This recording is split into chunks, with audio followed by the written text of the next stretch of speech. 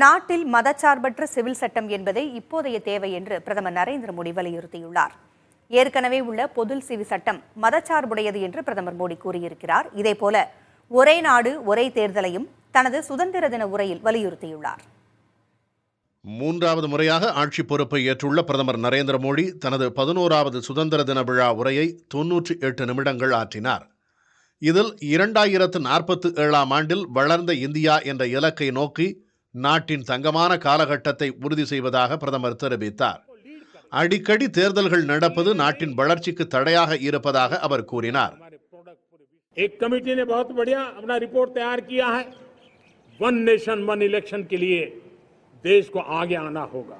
मैं लाल किले से तिरंगे की साक्षी में देश के राजनीतिक दलों से आग्रह करता हूं, देश के संविधान को समझने वाले लोगों से आग्रह करता हूं कि भारत की प्रगति के लिए, भारत के संसाधनों का सर्वाधिक उपयोग जन सामान्य के लिए हो, उसके लिए वन नेशन वन इलेक्शन के सपने को साकार करने के लिए हमें आगे आना चाहिए.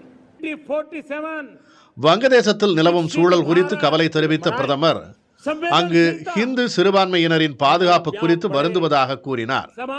நாட்டின் ஜனநாயகத்தை செழிக்கச் செய்ய புதிய மனப்பாங்குடன் வாரிசுகள் அல்லாத 1 லட்சம் இளைஞர்கள் பொது வாழ்க்கைக்கு வர வேண்டும் என்று அழைப்பு விடுத்த பிரதமர் தற்போதைய பொது சிவில் சட்டம் மதம் சார்ந்ததாக இருப்பதாக கூறினார். மதச்சார்பற்ற சிவில் சட்டமே இப்போதைய தேவை என்றும் பிரதமர் குறிப்பிட்டார். और उन कानूनों को जो कानून धर्म के आधार पर देश को बांटते हैं, जो ऊंच नीच का कारण बन जाते हैं, ऐसे कानूनों को आधुनिक समाज में कोई स्थान नहीं हो सकता है.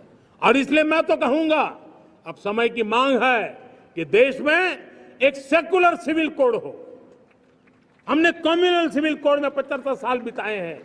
अब हमें सेक्युलर सिविल कोड की तरफ जाना होगा और तब जाकर के देश में धर्म के आधार पर जो भेदभाव हो रहे हैं, सामान्य नागरिक को जो दूरी महसूस होती है, उससे हमें मुक्ति मिलेगी. जिस संगठन का नाम है பெண்களுக்கு எதிரான குற்றங்களை பொறுத்துக் கொள்ள முடியாது என்று கூறிய பிரதமர் 12 வார கால மகப்பேறு விடுப்பு என்பதை 26 வாரங்களாக நீட்டிப்பது குறித்து ஆலோசித்து வருவதாக கூறினார். உலகளாவிய முதலீட்டாளர்கள் இந்தியாவில் முதலீடு செய்ய ஆர்வம் காட்டுவதாகவும் மாநிலங்கள் தெளிவான கொள்கையுடன் இதனை பயன்படுத்திக் கொள்ள வேண்டும் என்றும் கூறிய பிரதமர் நாட்டின் ஒவ்வொரு துறையிலும் நவீனத்துவமும் தொழில்நுட்பமும் அவசியமாகி இருப்பதாக கூறினார். தனது அரசு சாலை, ரயில், துறைமுகம், பள்ளி, மருத்துவமனைகள் என நாட்டின் உள்கட்டமைப்புகளை நவீனப்படுத்தி வருவதாக தெரிவித்தார்.